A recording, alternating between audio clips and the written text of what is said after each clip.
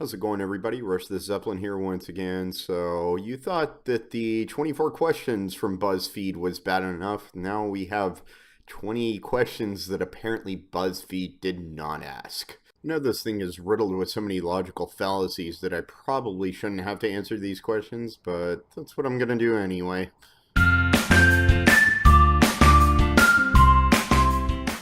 Be honest. You hate black people, don't you?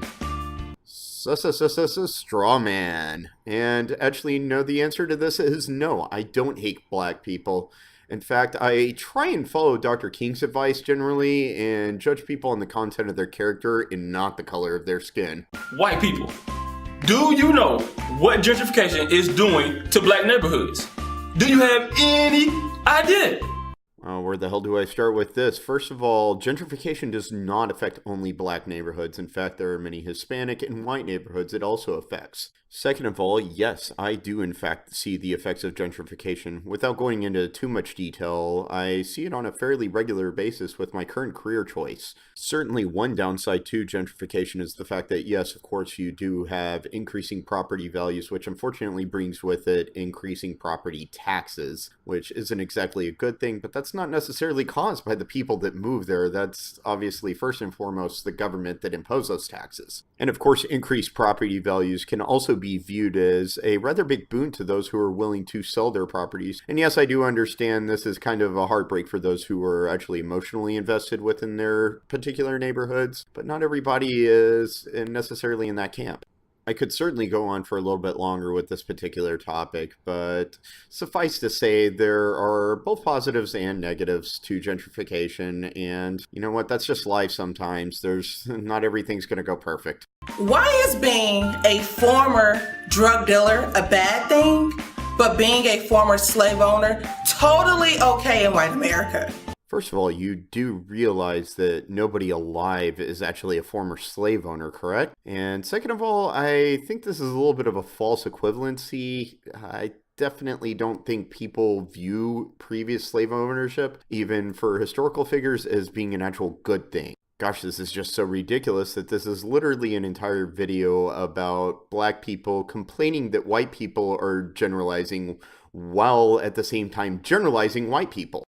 Do you honestly think the structure of America is not based on racism?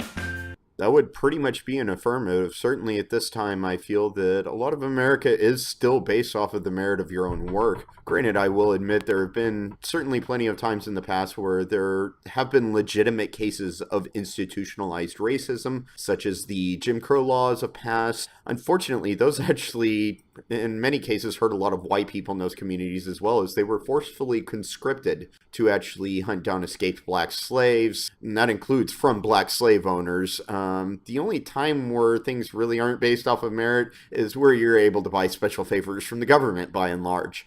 Do you really think you discovered America? Do you really think it's yours?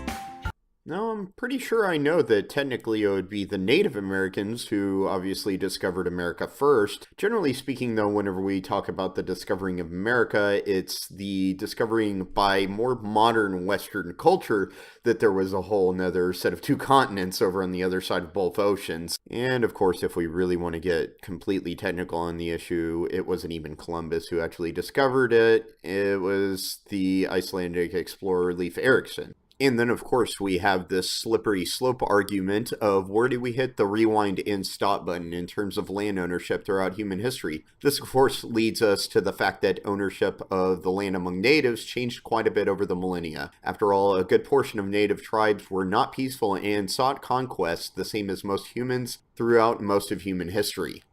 When I'm upset, I'm an angry black man. Or black woman? But when you're upset, you're just upset.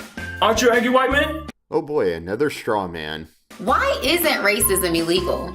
And that would be because of a little thing called free speech. After all, you only need to protect the speech that people don't agree on. If someone actually commits a crime because of their racist views, then, well, they have committed a crime and should be held accountable. Why is gaining the black vote so important, but mass incarceration against black people isn't? Yeah, I'm not exactly a big fan of politicians who actually pander their votes to a specific ethnic group. As far as black incarceration rates go, I'm actually going to defer to a playlist of videos by Stefan Molyneux on this particular topic, for which I will be linking below. Why are all of y'all afraid of black people? I don't want your purse. I just want the same pay rate.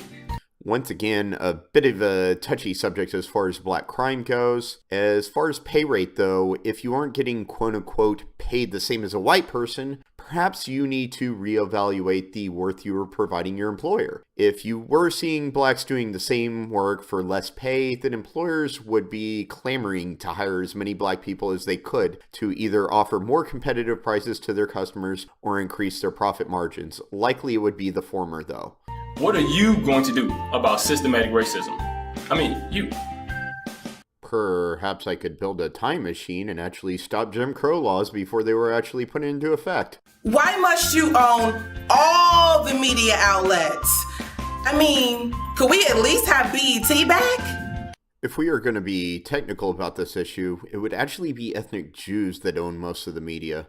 Of course, I don't want to sound like I'm from Stormfront or anything. I think the real reason for this is the fact that Ashkenazi Jews generally have the highest IQ of any ethnic group, which reflects in how successful they are in many business sectors. This is also owed to the fact that they specifically test well in communication skills on IQ tests. As far as BET not being around anymore, well, perhaps black people were not creating enough of a market for a black channel to be successful. Of course, a lot of cable media has been suffering lately at this same time. Certainly you should be glad, though, that we have a media resource such as YouTube where even individuals such as myself and y'all can make your voices heard.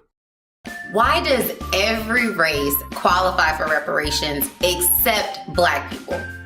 It appears we are missing a bit of context on this statement, but I'll go out on a limb and assume you are talking about reparations that Native Americans have received in the form of reservations. First off, this really wasn't much of a consolation prize for them. They got some pretty shitty non-arable land out of the deal, not to mention being introduced to alcohol, for which they did not evolve tolerances to over thousands of years like Europeans have. Second, exactly how far do you want to go back with reparations? This is just the same as your argument earlier about why people unjustly owning America. It's safe to say that everyone unjustly owns pretty much nearly every bit of inhabited land on this planet, with probably very few exceptions if we are going to go to these extremes of logic. Regardless of all this, though, I'm a firm believer that the sins of the father should not be visited upon the son. That just creates endless cycles of violence. A long time ago, really not that long ago, you guys prevented black people from learning how to read and write. But why did you let them keep the Bible? That would be a good question, and to be honest, I don't really have a good answer for that one. If it makes you feel any better, though, the Catholic Church did this to most Europeans for hundreds of years as well. White people, historically, you've never liked black people. But why have you always accepted black people's money? What does colonization mean to you? This is a rather complicated subject for sure. Obviously, taking over and imposing a new system of government upon a people is certainly unjust. If we are going to look at this from a purely objective point of view, though, we do have to realize that European colonization did have some positive effects on the colonized people. Namely, we brought much more modern forms of medicine and medical treatment to these people, which vastly increased lifespans and reduced infant mortality in many of these areas. European colonization was vastly better than colonization by just about any other groups in history. You do know crack and cocaine are both drugs, right? Can you find out why Bill Clinton thinks one should carry a harsher sentence than the other? Well, if there's any merit to the rumors, it probably has something to do with the fact that he actually enjoys cocaine himself. And here would be where you've probably stumbled upon perhaps the only case of institutionalized racism, which would be the quote-unquote plantation of the Democrat Party.